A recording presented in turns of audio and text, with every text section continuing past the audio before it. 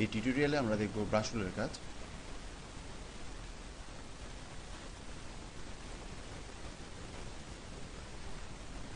এই নতুন file open করব, ফাইল নিউ, ওকে।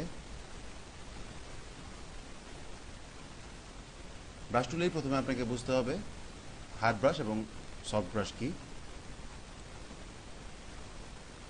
এখানে ক্লিক করলে হার্ডনেসে 0% করা আছে। আমি যদি হার্ডনেস 100% করে দিই, এখান থেকে একটি কালার নিই এবং এখানে যদি ব্রাশ করি তাহলে দেখতে পাচ্ছেন এরকম। আমি যদি হার্ডনেস কমিয়ে 50% করে দিই, তারপরে এখানে ব্রাশ করি, তাহলে দেখছেন যে এরকম। আমি যদি হার্ডনেস 0 করে ব্রাশ করি তাহলে এরকম হবে। তাহলে দেখতে পাচ্ছেন এটা 100% হার্ডনেস দেওয়া ছিল, এটা 50% হার্ডনেস দেওয়া ছিল, এটা 0% হার্ডনেস দেওয়া ছিল।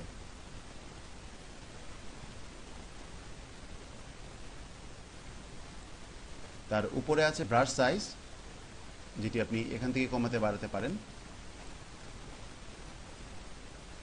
দেখতে পাচ্ছেন 180 করেছি আমি, এরকম। আরও বাড়ালে দেখতে পাচ্ছেন বেড়ে গেছে। যদি কমিয়ে দিই তাহলে এরকম কমে গেছে। আপনি কিবোর্ডের ফার্স্ট ব্র্যাকেট এবং সেকেন্ড ব্র্যাকেটের সাহায্যে আপনি ব্রাশ সাইজ কমাতে বাড়াতে পারেন। সেকেন্ড ব্র্যাকেট দিয়ে ব্রাশ সাইজ বাড়ায় এবং ফার্স্ট ব্র্যাকেট দিয়ে ব্রাশ সাইজ কমায়। এখানে ক্লিক করলাম। এখানে বিভিন্ন ধরনের ব্রাশের ডিজাইন আছে। আমি যদি এই ব্রাশটি নিই, তারপর যদি ব্রাশ করি তাহলে দেখতে পাচ্ছেন এরকমভাবে ব্রাশ হচ্ছে। আমি যদি এই ব্রাশটি নিই এবং ব্রাশ করি তাহলে দেখবেন এরকম ব্রাশ হচ্ছে। আমি যদি এই ব্রাশটি নিই, ব্রাশ করি, এরকমভাবে ব্রাশ হবে। এখানে আরও বিভিন্ন ধরনের ডিজাইন আছে।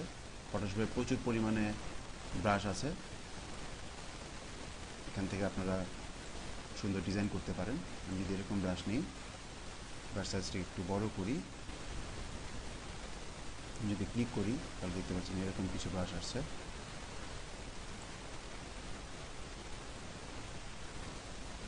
আমি যদি এখানে ক্লিক করি তাহলে দেখতে পাচ্ছেন এখান থেকে শুরু করে এই নিচ পর্যন্ত প্রত্যেকটা ব্রাশের ক্যাটাগরি। এটার ভিতরে আর বিভিন্ন ধরনের ব্রাশ আছে। আমি যদি ন্যাচারাল ব্রাশেসে যাই, ওকে দেই, তাহলে এখানে ন্যাচারাল ব্রাশেস চলে আসবে। এখানে ক্লিক করলে আমি যদি ব্রাশ সাইজটা একটু বাড়াই তাহলে দেখতে পাচ্ছেন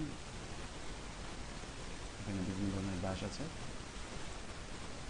আপনি আপনার প্রয়োজন অনুসারে আপনি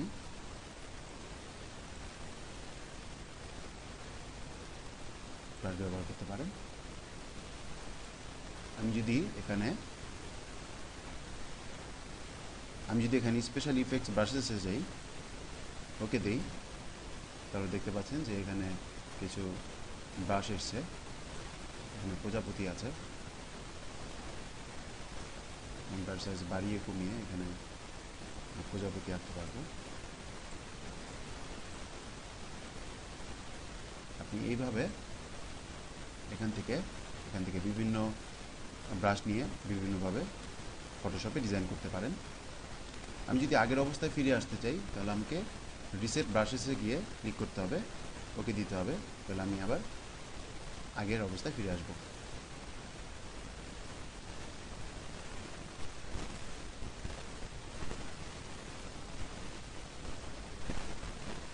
আমি এই ডকুমেন্টটি ক্লোজ করে দিব, নতুন একটি ডকুমেন্ট ওপেন করব।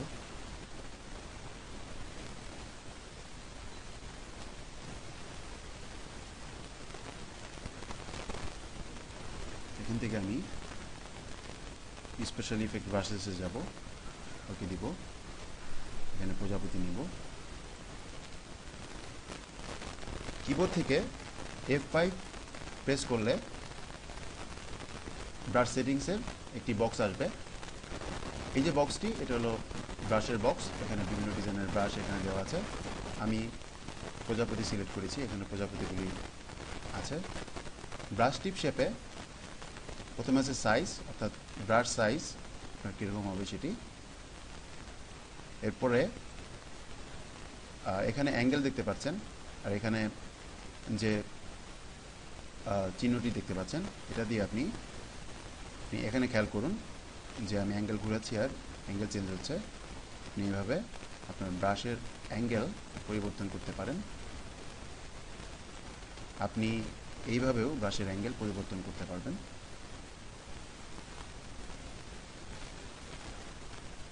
এরপরে আছে স্পেসিং।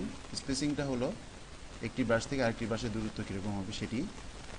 আপনি যদি স্পেসিং বাড়িয়ে দেন দূরত্ব বাড়তে থাকবে, এবং আপনি যদি স্পেসিং কমিয়ে দেন তাহলে দূরত্ব কমবে।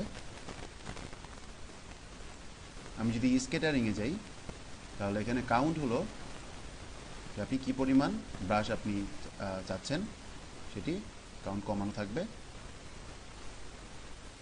আমি যদি কালার ডাইনামিক্সে যাই, এখানে কালার ডাইনামিক্স যদি টিক চিহ্ন দেওয়া থাকে তাহলে আপনি যখন ব্রাশ করবেন তখন বিভিন্ন ধরনের কালার আসবে। আর কালার ডাইনামিক্স যদি টিক চিহ্ন না দেওয়া থাকে তাহলে আপনি ফরগ্রাউন্ডে যে কালার দিবেন সেই কালারের ব্রাশ আসবে। আমি ব্রাশ টিপ শেপে যাব, স্পেসিংটা একটু বাড়িয়ে দেব, তারপরে আমি ব্রাশ সাইজটা একটু বড় করে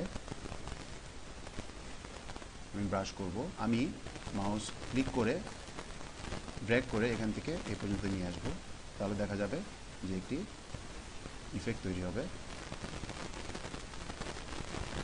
এভাবে আপনি ব্রাশ সাইজ কমিয়ে বাড়িয়ে, আমি ব্রাশ সাইজ কমিয়ে দিলাম, তারপরে আরও কিছু প্রজাপতি নিয়ে আসলাম। এবং যেহেতু কালার ডাইনামিক্সের টিক চিহ্নটা দেওয়া আছে দেখতে পাচ্ছেন, সেই জন্য বিভিন্ন কালারের প্রজাপতি আসছে।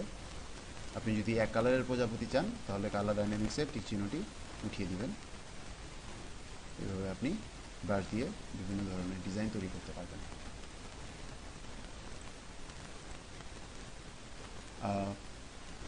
পেন্সিল টুলের কাজ ব্রাশ টুলের মতোই। কালার রিপ্লেসমেন্ট টুল। কালার রিপ্লেসমেন্ট টুল, আমি একটি ছবি ওপেন করব। আমি ফরগ্রাউন্ড কালারে এই কালারটি দিব। এই কালারটি দিয়ে আমি যদি এখানে হার্ডনেসটিকে 0% করে দিতে হবে, তারপর আমি ব্রাশ করব, তাহলে আপনারা দেখতে পাবেন যে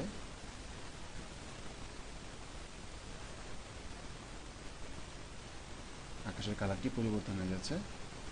আপনি যে অংশে ব্রাশ করবেন সেই অংশের কালার পরিবর্তন হয়ে যাবে ফরগ্রাউন্ড কালার দিয়ে।